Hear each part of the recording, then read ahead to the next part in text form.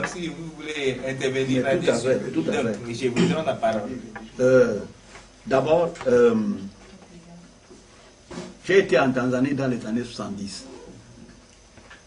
La Tanzanie, en Afrique, était la région, le territoire africain qui était le plus avancé et qui avait le plus d'espoir d'arriver à quelque chose. On parlait de Lujama, Mouja, et on parlait du socialisme à la Tanzanie du temps du président Nyerere.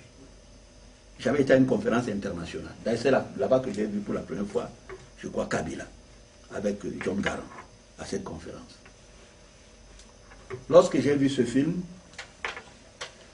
il m'a rappelé le drame de notre peuple. Ce chef de chantier a dit quelque chose de très important. Lorsque le gars parle du cauchemar de Darwin, c'est quoi Darwin? C'est quoi la théorie de Darwin? C'est elle qui est même, c'est elle que Karl Marx a repris pour expliquer ce qu'on appelle la lutte des classes. C'est-à-dire que dans un monde, les plus forts mangent les plus faibles et les plus faibles vont disparaître. On a mis un seul poisson, la perle du Nil, il a exterminé le reste des poissons. Si nous regardons aujourd'hui la chaîne humaine, il y a le lion qui bouffe l'hyène, la hyène qui bouffe la hyène bouffe le tigre bouffe le gnou bouffe l'herbe. C'est nous qui sommes l'herbe. C'est les noirs. Nous sommes au bas de l'échelle. Quoi qu'on voit, c'est nous qui sommes au bas de l'échelle. Et pourquoi? Parce que nos ancêtres, les noirs, ne lisent pas l'histoire. Les noirs ne lisent pas leur espace. Les noirs n'ont jamais maîtrisé leur espace, même depuis le temps des pharaons. Nous n'avons jamais fait de la prospective. C'est-à-dire que le drame des Noirs a commencé en 655 avant Jésus-Christ avec le sac de Thèbes. Les Égyptiens disent au pharaon, les étrangers sont dans le pays. Il dit, c'est nos frères, prions. On connaît l'histoire d'Akhenaton. Pourquoi est-ce que les Européens l'aiment beaucoup? Parce que c'est son père qui a commencé à démanteler l'empire égyptien. Nous devons lire l'histoire. Et froidement, nous devons lire l'histoire froidement. Sinon, moi, je le dis, je soupçonne les Occidentaux de vouloir exterminer les Africains, de prendre le territoire africain. Et je le maintiens. Alors, nous avons un écueil incroyable qui a été perpétré par les Rajas négriers transatlantiques. Ce drame a tellement désarticulé notre peuple que les gens jouent dessus. Ils jouent dessus chaque fois. Ils créent des guerres ethniques. Et je soupçonne d'autre part les Occidentaux de nous mener une guerre chimique en Afrique. Alors, j'en aurais fini quand je vous aurais expliqué que l'économie africaine a une particularité incroyable, c'est que structurellement, elle présente 3 tares de fond. Elle est complètement désarticulée. Elle est extravertie. Elle est désharmonisée. Ça veut dire quoi? Ça veut dire que les Africains aujourd'hui ne peuvent produire que ce que demande l'Occident.